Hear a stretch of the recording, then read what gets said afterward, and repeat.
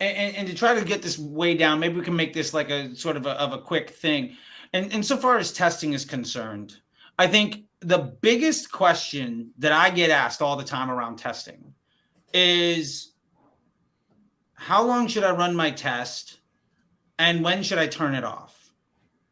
And like, we're not even talking about even getting into execution, but I think that that's something that's really important, because one of the biggest gaps that I see in testing, the reason I bring this up, because I feel like it needs to be addressed, is you need to, before you launch the test, understand the budget, understand the projected outcome, and be able to afford all the way through the end. And you can't even begin to analyze the results until you're outside of the learning phase, because stat sig on a thing that's never got out of learning, that's competing with a giant environment, is absolute garbage. So like, I mean, I have my opinion about it, but I'm really interested to know what you guys think, because my opinion, I'll just say it very cleanly. And the test is over when you get a consistent result, and you're going to establish, is that consistent result better or worse than the worst option you have in your control environment. If you have 5 ads in your control and your winner is better than number 3, or better than number 4, but not as good as number 3, great. Get rid of your 5th one, drop that in there. You're immediately optimized, move on to the next thing. But I'm looking for consistency in results against trend analysis, against the one constant with my test. And if it's a winner, awesome. If it's a failure, awesome. I learned something. But I have no, like, that's just how I run it. I'm just curious as to see what you all think, having been in the game for a long, long time, because I think that's one of the biggest barriers, is people just don't know what that investment looks like or when to call it. I see so many people say, well, I ran ads and on day 3, I had a winner and I scaled it and it worked for 7 days and it died. And it's like, well, the problem is you, and also the person that you're paying attention to on Twitter that says they have any fucking clue what they're talking about. Like, that's the problem.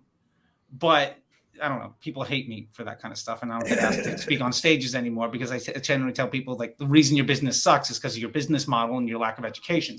Let me help. But that's neither here nor there.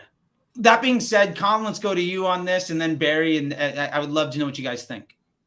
Yeah, so I mean, first of all, I think people should probably, like, if you want to actually get more aggressive about testing, this is actually something now that I'm hiring more people I can spend more time on, is like really dive into actual like statistics, like math class, and like building, like, what do you have to do to build statistically significant tests? And you need to have that framework built out ahead of time. It's like, this is the sensitivity, this is, you know, how long we're running it for. Because ultimately, like, if you don't have a set like size for which you're running something for, like, your results can like turn back around later. So, you know, setting it at, obviously, like, bigger data sets are generally going to be better. And that's why, you know, it's a good reason to work with the biggest possible sample size you can possibly work with. Like, you know, you get more results, or more accurate results, with a larger sample size. Like, your ability to find like statistically significant data and like to higher like confidence intervals is better on 100 million impressions than it is on 1,000. So like, from my standpoint, it's like biggest data set you can possibly get as affordably as you possibly can get, and like have your sort of base case ahead of time and run it for that set period of time. You know, is it 100,000 impressions? Is it 10 million impressions? Like, what is it? And then work back from that. You can use like a chi-square calculator if you really want to get into like heavy statistical stuff. I mean, but Facebook does kind of all of this on the back end anyway. Right.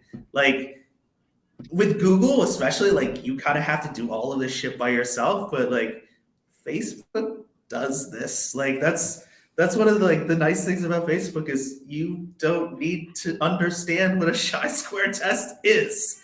Facebook will just kind of do it. But like, having a set, like a hypothesis, and a set like duration, budget, impression volume, whatever, that you're going to run the test for, I think is like one of the most critical things. You can't just be like, oh, hey, looks good, I ran it across, you know, 5,000 impressions, Great. Perfect. Yeah, I ran this ad Significant. against 5,000 impressions against my add to cart audience. Clearly, that's a good prospecting ad after 3 days of 4 sales. Cool.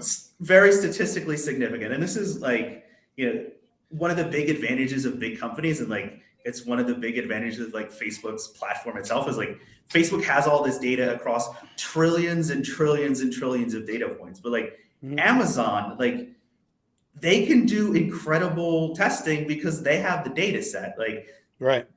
How is your 1,000 visitors a day really going to compare to Amazon's tens or hundreds of millions? Like, it's not. How is your small amount of data going to compare to Facebook's like truly massive data set that they have?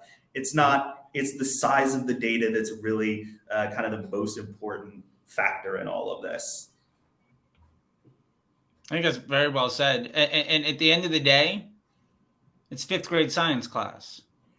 What's your hypothesis? In some states, I don't want to get too political, but I learned that some people